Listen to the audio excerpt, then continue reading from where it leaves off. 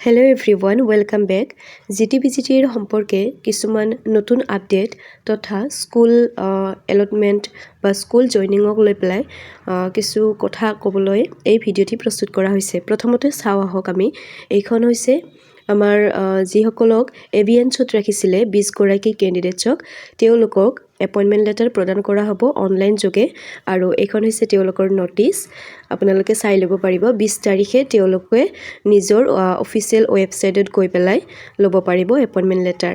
Next আছে যিসকল আমাৰ গভৰ্ণমেণ্ট ছেক্টৰত এপইণ্টমেণ্ট পাইছিলে তেওঁলোকৰ কাৰণে এইখন নটিচ, তেওঁলোকো 20 তাৰিখৰ ভিতৰত পাই যাব এপইণ্টমেণ্ট লেটাৰ আৰু তাৰপিছত তেওঁলোকে জইন কৰিব পাৰিব নিজৰ স্কুলত।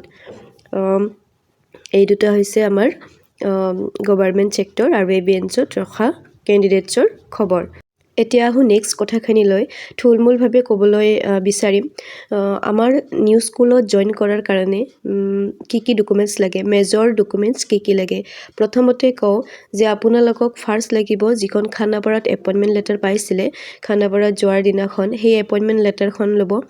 নেক্সট এইবাৰ যিখন স্কুলৰ এপইণ্টমেণ্ট লেটাৰ হ'ব সেইখন ল'ব আৰু নেক্সট স্কুল জইনিং ৰিপৰ্টৰ কাৰণে এটা ৰিপৰ্ট কপি ল'ব। এটা মানে তাৰ 3টা কপি লৈ ল'ব আপোনালোকৰ নিজৰ সুবিধাৰ্থে। তাৰে পিছত বাকী এডুকেশ্যনেল কোৱালিফিকেশ্যনখিনি লৈ ল'ব, মাৰ্কশ্বিট আৰু চাৰ্টিফিকেট।